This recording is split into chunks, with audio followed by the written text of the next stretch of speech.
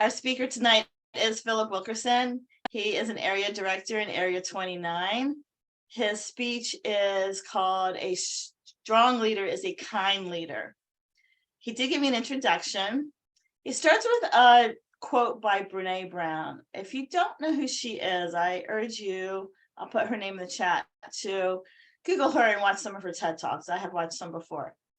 And her quote is simply, "Clear is kind." This is Philip's introduction. When we look at leaders, we envision strong, confident, and capable people who lead others.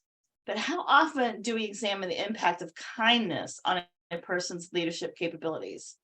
In the presentation, we will discuss the impact kindness has on a person who is trying to motivate and inspire others to reach their full potential. A strong leader is a kind leader. Please welcome Philip Wilkerson.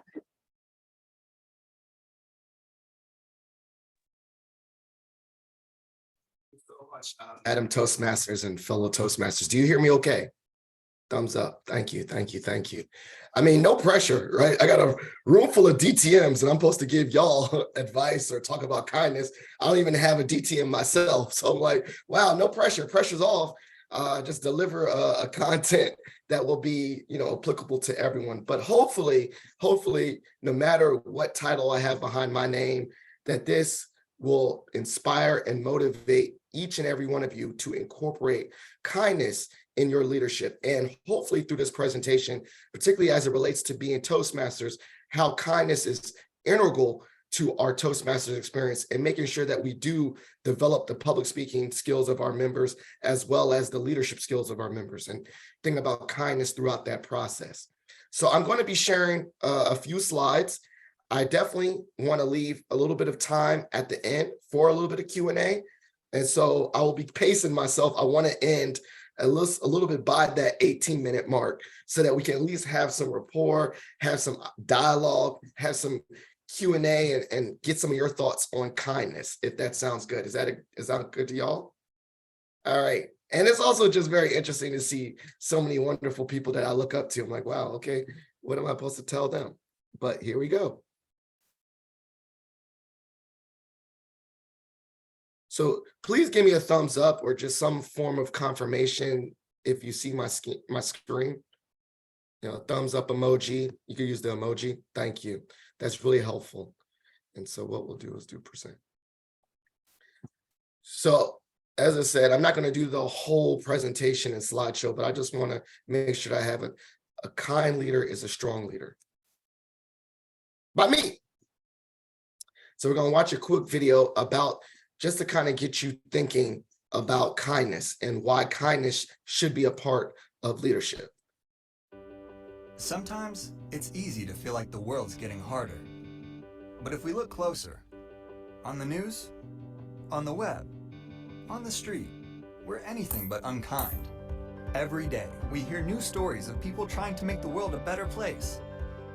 And together, we can make the world that little bit kinder for all of us.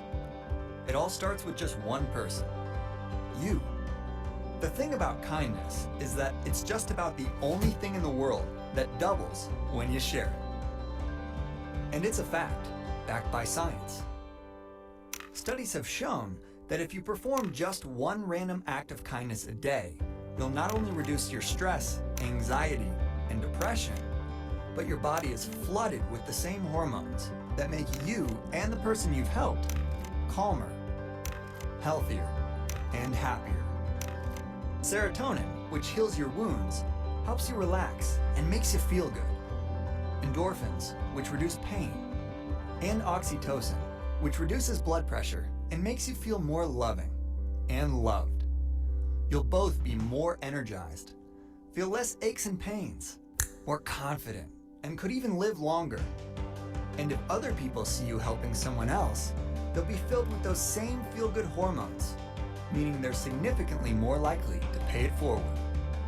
Like taking that extra moment to hold the elevator for someone, spotting a coffee for a stranger who's just a few cents short, giving your neighbor a hand with their groceries, even just smiling and meaning it. It doesn't take much, but it can make a huge difference for everyone. Those people you've helped will help other people, and those other people will help even more people. And those random acts of kindness can start a chain reaction that can spread across an entire community, a city, a country, and with enough of us, the world. Now, isn't that the world we all want? And it all starts with one.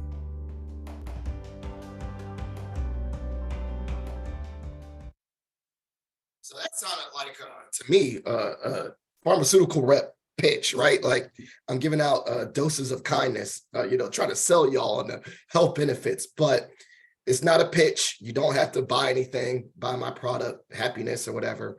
But you can see that kindness does have not only a benefit to the individual in a sense of altruism, but also has a benefit to others. So we're going to talk about those mutual benefits of kindness in leadership.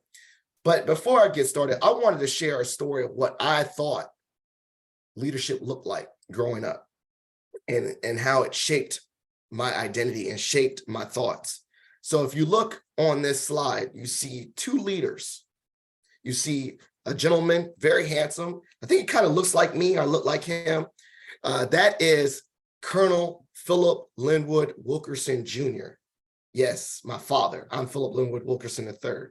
And so growing up, I thought the shape of a leader was someone that had a lot of authority, someone that commanded a room, someone that had just a booming voice. When he walked in a room, people tightened up, got their shoulders back and saluted. I was like, wow, that's a leader. That's what I thought.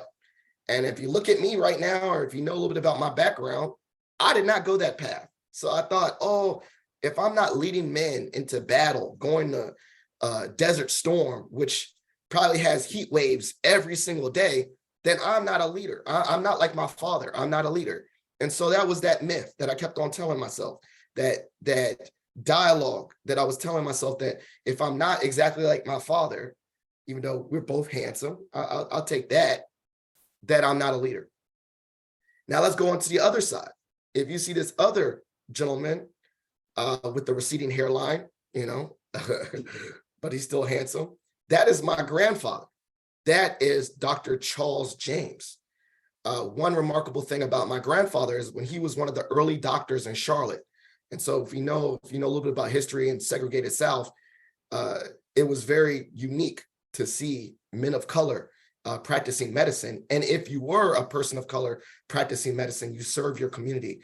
Black patients had to go to Black doctors. So there was a need for my grandfather in Charlotte, North Carolina. One thing I thought about him is that he was smart, intelligent, witty, had great jokes, a ladies' man. He was a member of Kappa Alpha Psi, which, if you know anything about Greek life, they're called the pretty boys. I'm a member of Alpha. I don't know what we're called, maybe the nerdy boys. I don't know. So I thought that a leader related to my grandfather was someone that had to be smart, a doctor, intelligent. And so I had these two different types of leaders in my life, and highly accomplished, highly well-spoken, highly regarded in their communities. And as I navigated my career, I was like, I'm not either one of those, in that sense. But as I studied leadership, as I studied leadership development, as I became more involved in Toastmasters, became involved in my fraternity, Alpha Phi Alpha Fraternity Incorporated, as I became involved in my community, I realized that organically, I have started to take aspects of both my grandfather and father and mold it into my leadership style. And additionally, I learned by similarly watching that video earlier that the core component of kindness was exhibited in both of them. Regardless if my dad was yelling or telling people what to do, he still respected other people. He still cared about his soldiers. He still had compassion. So he might have shown kindness in a different way, but essentially he was still kind. On the opposite end, my grandfather, he was taking care of people. He was taking care of his patients. He was serving the community with kindness. And so as I became an adult, and still adulting, as we say, I realized that I am more like my father and grandfather than I thought, and that kindness was still core to their leadership style and is still core to mine. So we think about this. I like to use this graphic. What a lot of people think, and this is similar, what we think leadership looks like is that it's just telling people what to do. But if you really look at it, it has many different layers below the surface, showing empathy, listening, praising your team. And if you really think about, if you really think about all of these multifaceted layers of kindness, of leadership, kindness is involved in all of them. Empathy, putting yourself in someone else's shoes, that is kindness. Listening first, really listening, active listening, that's a form of kindness. Praising, recognition, uplifting others, support, that's kindness. Using your influence and speaking on behalf of others and advocacy, that's kindness. And then integrity, honesty, as we said earlier, clear as kind, that is kindness. So if you really, really want to boil it down, kindness is integral to leadership. And everyone is a leader if they have the ability to exhibit kindness. So I want to dispel a few myths about what people think when they think of kindness. When we think of kindness in leadership, we think that being kind means you're a pushover or people will take advantage of us. How many, show of hands, real quick, heard the thing, nice guys finish last? Right? Well, I like to say the opposite. Nice guys don't finish last. Nice guys finish when they want to. Nice guys finish probably holding hands with someone else. So being nice doesn't mean that you are weak or that you are able to be dismissed. No, kind leaders actually don't let people take advantage of them. They actually stand up to people, but they do it with a sense of compassion. You can advocate for yourself without tearing someone else down. You can hold someone else accountable and not be a pushover without being rude. It actually is a form of kindness to hold people accountable. I'm going to share a story. I used to show up late to a lot of meetings, right? And my supervisor, who I had a very great relationship with, pulled me to the side and said, Philip, I want you to show up on time. And the reason why I want you to show up on time is because I know that you're doing 1,000 things below the surface, and that you showing up late does not mean you're disrespectful or rude, but other people optically don't think that. And so I want people to think of you in the best light like I do. So I want you to show up on time. So you see the delivery there is that boss held me accountable to showing up on time, but didn't do it in a punitive way, did it in a way to say, I want people to see you in a better light. I want people to look at you in a positive way. So please do this action. And thus there's a positive outcome. And so when I heard that message from that messenger, I was held accountable, and she wasn't a pushover.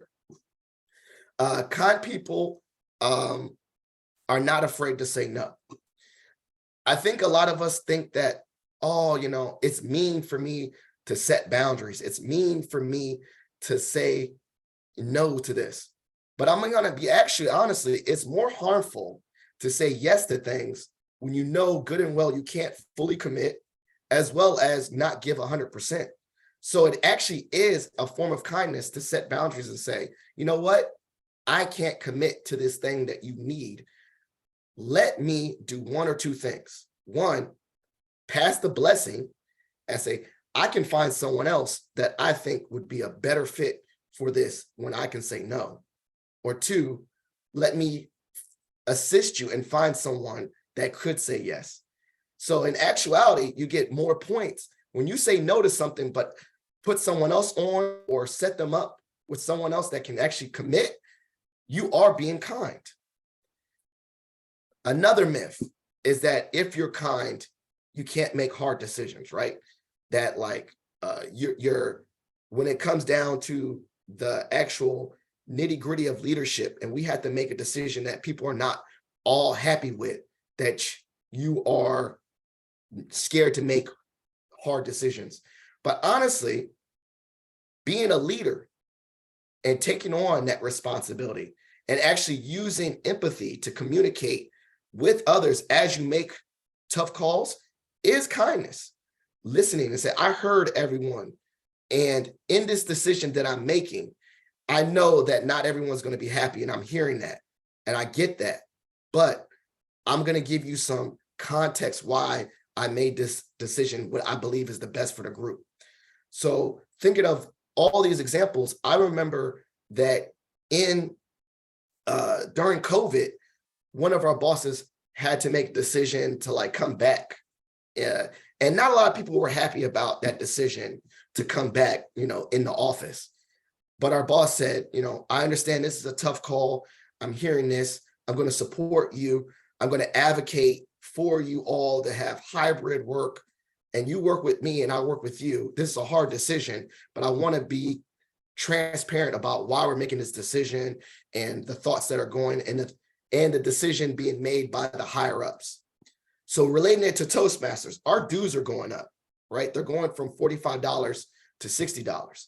I know that there probably is a decision that some leader had to make that was like, a lot of people are not going to be happy with this increase, but they listened, they made that decision to say, on a sense of, well, by increasing our dues, maybe we can provide our members with more X, Y, and Z, or help them better with their pathways. So they made a tough decision, but hopefully I'm trying to think optimistically that they made that decision with the members' best interest at heart, that increasing the dues will allow better services and better accommodations. So the characteristics of a kind leader.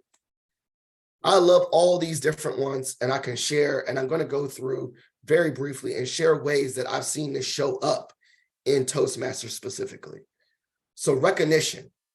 Kind leaders uplift and celebrate the successes of others. They go out of their way and do it. I like to say the last part is that it's frequent and public, meaning that how many times have you got someone and they come out of the blue and say something nice about you and you think there's an agenda?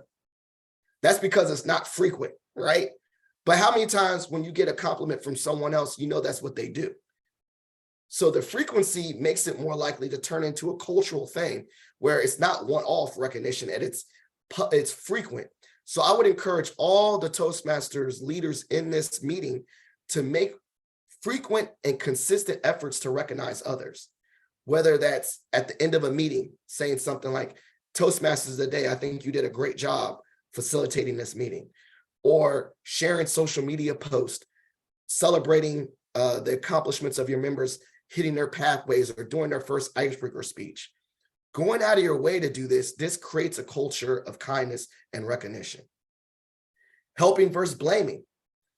So there's a way that you can address conflict or shortcomings in others without dumping on them. And the way to do that is helping versus blaming. Meaning, let's say, for instance, your VPE is backlogged and everyone is complaining about not getting their pathways approved. So rather than going to that person and saying, the VPE, and saying, what are you doing? You're not getting it together. Why aren't you approving these things? A way that a kind leader would do that if it's a president, say, hey, I see that there's a lot of pending requests in pathways. If you're overwhelmed, is there any way I can do to help you? Can I approve some of those pathways for you? Do you want to help? Can we set up a system? I'll do one week, you do one the other week. So rather than coming at that VPE with condescension, and pointing the finger, say, how can I support you rather than dump on you? Calling out bad behavior. So there's a way to address, there's going to probably be sometimes where there's bad behavior. Maybe someone comes in the room and monopolizes conversations, or they're somewhat toxic in a certain way.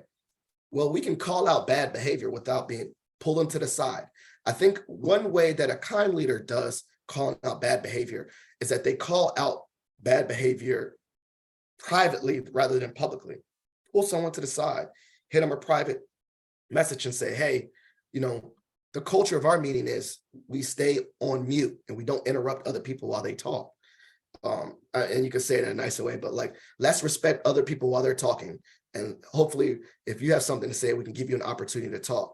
So you can call out bad behavior, but you don't have to do it in a rude or kind of condescending manner.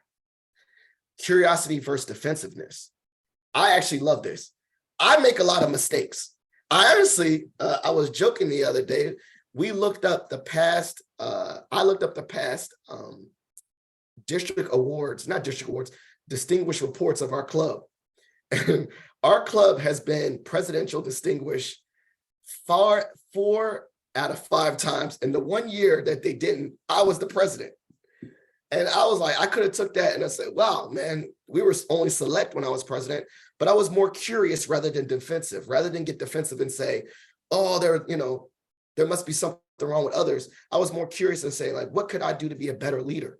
What can I do to listen or take better ideas and grow from this opportunity? Great leaders, kind leaders are approachable, meaning people can come to them and say, you know what? I want to bring up this concern, and rather than being dismissive, they hit it with curiosity by asking questions like, that's very curious that you brought that up. Can you tell me a little bit more? Can you give me examples? Is there anything I can do to get better? And so rather coming at when you are a leader and being defensive and putting up a wall, you're open to feedback and curiosity. And then the last one I like in regards to characteristics on this page is finding common ground. We all have the ability, there's the goal setting for Toastmasters is that when we're working with other people, we can find common ground. Why are we here today in this meeting? What are the goals of all of us in this meeting? How can we reach our goals together? And rather than being divisive, we are a community. We bring people together. We solve challenges together through kindness. And so I really like to think about that in a sense of when I see conflict between members, which really doesn't, I would say in our meeting in GME Toastmasters and Alpha, there's really no conflict. There's really no conflict where it's overtly negative or makes your stomach, but differing opinions is that how can we come together when we have different opinions and make sure that we are hitting a common goal and working together? So finding common ground. So some other ones, as I said, constant encouragement, telling people what they want to hear, clarity, clear is kind.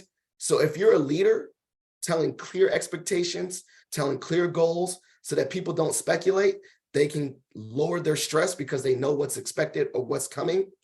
Respect. I think, Aretha Franklin said it best with RESPECT, is that what does it mean to me? It means a lot. I don't know, I just felt like saying that today. But thinking about the way that we use civility in our meetings, that we really think about consciously our tone when we talk to people, the tone of our voice, the body language. Are we talking to people with our arms crossed, with a scorn on our face, or are we using open body language? These are ways to show general respect. Eye contact when you're looking at someone. These are respectful. Bias awareness. So we're not going to avoid it. We are a very diverse group. People come to Toastmasters from all over the world and all over different cultures. So we have to be mindful of other cultures and our implicit biases as it relates to other cultures. Maybe in other cultures, it's not appropriate to yell out answers, or it's not appropriate, in certain contexts to use words and language. So think about the audience and the club and respecting the other people in that. I'm thinking about in regards to Alpha Toastmasters, is that we have a wide range of ages. And so showing deference and respect to our older brothers that are in our Toastmasters meeting. I still say brother so-and-so and address them as sir, because I want to show respect and understand the biases that I can't talk a certain way to one of my older brothers as I can talk to one of my younger brothers. So understanding my biases in the makeup of the team. Feedback, kind leaders give constructive feedback. And the word I like to use is constructive. If you think about that in a sense, constructive means building blocks. It's supposed to build people up. So when you think about giving feedback, I always think, is the advice or feedback I'm sharing going to build someone up? Is going to be intentional to support them, or I'm just tearing them down? So I really think even when I do my evaluations for others as a evaluator, I really try to think in I will challenge you, or things that you can work on. Is this things that would build someone up? Can they really work on this? Or I'm just trying to find flaws or trying to tear people down. So I try to think every time I give feedback as an evaluator, I want to give feedback that builds them up and builds them up to get better as speakers. And then lastly, connect with others. Kind leaders connect with others. They really want to get to know their team. They want to build trust. I think of this in a sense that if you're a president, I'm not going to just start barking orders. I want to get to know people first, understand what they want out of it, what they want out of this leadership role before I start giving them commands. But I want to connect and build a cohesive team. So I just want to think about right now is during this, think about this as you go throughout your day-to-day. You can raise your hand, you can pledge, whatever you want to do, but I want you to say these out loud with me. I will lead with kindness, with compassion, grace, empathy, honesty, and patience. So let's repeat that one more time. I will lead with compassion, grace, empathy, honesty, and patience. So I will stop sharing my screen.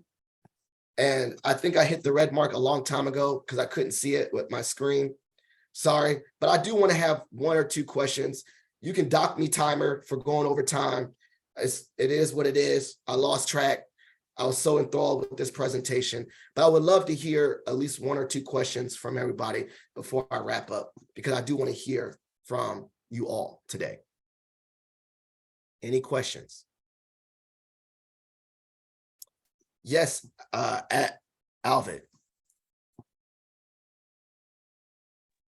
Arvin, I think that was you. Yeah, Irvin, sorry.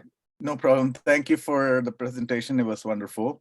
I actually read something recently, and I thought I heard something in your presentation where you talked a bit about being nice, and your presentation was generally about kindness. And the thing that I was reading about was a lot of people speak nicely, but they are not necessarily kind. And some people are actually kind, but they don't actually speak nicely. But I know that some people can be kind and also speak nicely. So do you have any thoughts on that, if you could share? Yeah, so I think what you're speaking about is that words and actions should be aligned. And there is times where words and actions are not in agreement. And yeah, I think Jim's just showing me the red. It's just going to let me know. You might as well just put it down. I'm already over time. But with that being said, I think that you have to think of this in a sense of when we put words or attach it to ourselves, are we doing the actions that align with that? So every day I do a word, I have a 5-minute journal, and it does ask you for affirmations. I am insert. So I can say, I am intelligent, I am smart, I am kind. And then as I ingrain that in my brain of these words that I want to attach myself, do I do the actions that exhibit that, right? Is there congruence on that? So when I say, am I a kind person? Do my actions exhibit kindness, not just my words? Am I an intelligent person? And I'll say intelligence is subjective, but what does a person do that's intelligent? I read, I learn, I do the actions of intelligence. So I totally agree with you that there's times where actions, we say actions speak louder than words, that there needs to be synergy between your actual words and synergy between your actions. You can go day to day, and it doesn't have to be grand, right? You seeing you're being a kind leader doesn't mean you have to be like phony nice, right? But just genuinely compassionate and approachable and helpful on a day-to-day aspect. So I totally agree. And then think about that. If you're going to attach yourself to words and attach these words to yourself as adjectives that you want to use for yourself, think consciously, does my behavior exhibit that on a consistent basis? Meaning, I'm a kind person, but yeah, there's days where I'm off, right? I'm mean, but I'm more kind than I'm not. I have off days, but my behavior is consistent, right? Even when I have an off day, people can say, oh, Philip is kind. there must be something going on today because consistently he shows up this way. That's his normal baseline. So understanding that he might be off. And hopefully that answers your question. And I'll do one more question and then I'll wrap up. Yeah, So I Julia can. had raised her hand first, actually. Okay, then I'll do 2 more questions, then I'll wrap up. Okay. And then after Julia. So Julia, go ahead. I think you're on mute. Julia, you're on mute. I think she's still on mute. Sorry Push your about space that. bar. There you go. Yeah, my question to you is, when confronted with adversarials, how do you approach that? You kill them with kindness, or what? How do you deal with that kind of thing? Thank you. Yeah, I heard this philosophy the other day and it just like changed my world. And I want you to repeat it. I do not have enemies. I do not have enemies. I quote that. And so what do I mean by that? That means that as I go into conflict or go into things that are what people call them adversarial, that person is not my adversary. The behavior and actions, I separate it. That person is not my enemy. I don't go out in the world looking and thinking of others as opponents or challenges. It's almost like a stoic subjective thing, is that we're at a place of conflict that is just different opinions.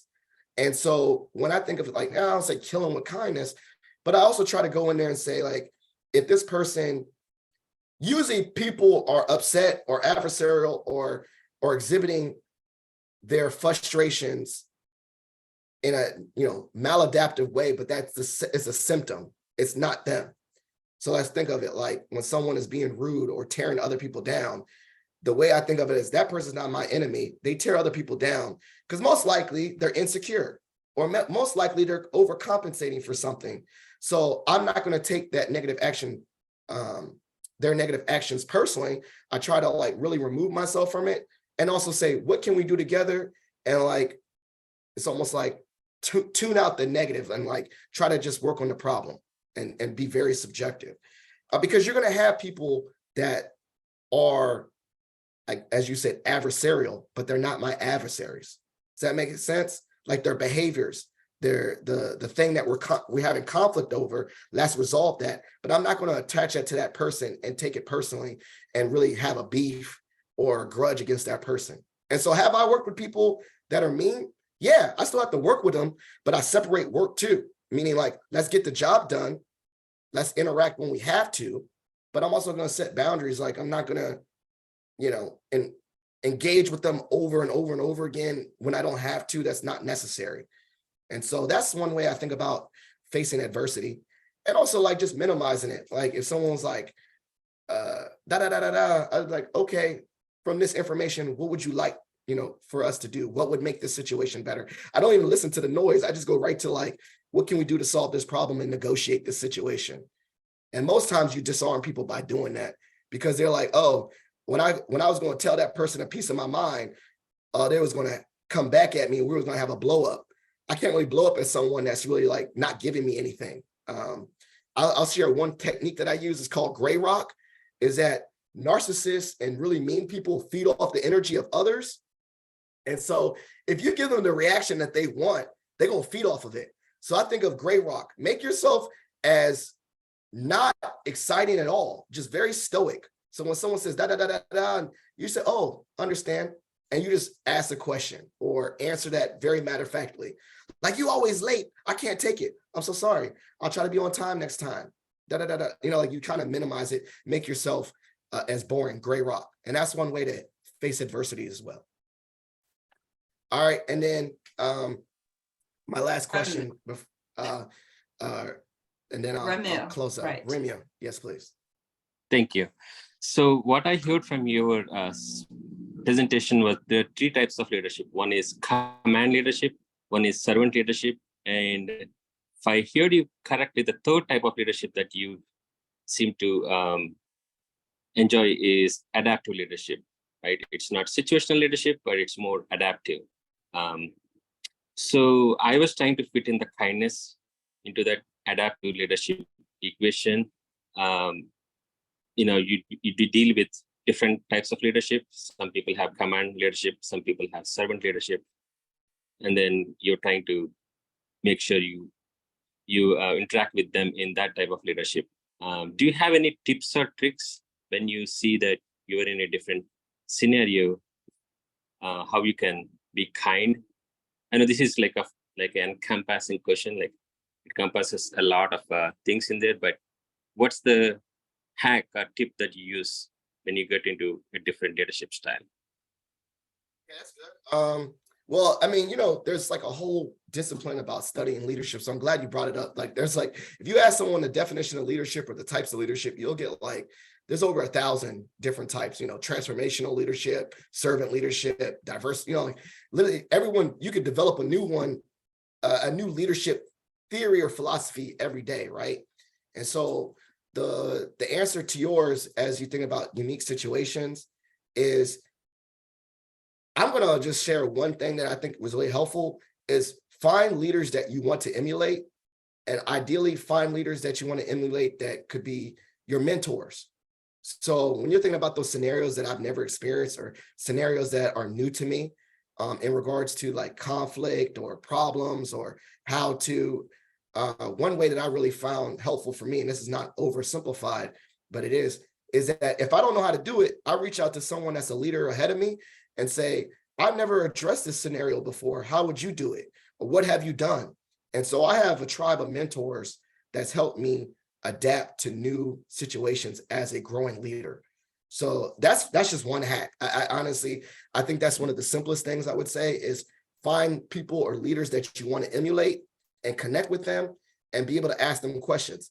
Or if they're not in your sphere or touch point, read about leaders that you look up to. Like you can read or listen to podcasts, but learn from the situations and scenarios of leaders before you. I think that can help you inform you while you're making new decisions that you've never made before as a leader. That's what I do. I got texts and all that. I just text people like, I don't know what to do in this situation. What would you do? How would you do this? And either sometimes they would, give me a straight up answer, or it's weird. Sometimes you go to like a leader or a mentor, and then they start asking me questions. I was like, I'm trying to get the answer, and they ask me questions. And before you know it, we discovered the answer together because they pulled it out of me, by asking me my opinions. So I would say find a mentor or find someone ahead of you to be your sounding board. And that helps you address new scenarios for sure.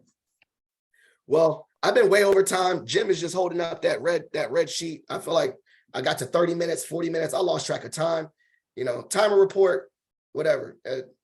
Give me, you could dock me as much as you want, but I wanted to say right now that this has been a pleasure. I love talking to each and every one of you. Julia, you with the cat had me laugh, in my mind. I love it. I think that I need to have someone be a cat emoji face person in all my meetings. I pinned you just cause I love it. But thank you so much for allowing me to speak to you today. Hopefully this is helpful. Please connect, follow up. I hopefully one day will be a DTM like all you wonderful DTMs. I'm working actively on it. And so you all are encouraging me. That's a whole group of people that's encouraged me to keep going. So I appreciate every one of you today. And thank you so much for your time. Thank you. Thank you, Philip. Let's give him a round of applause, either with or without our mics on, and I will stop the recording. Thank you very, very much, Philip.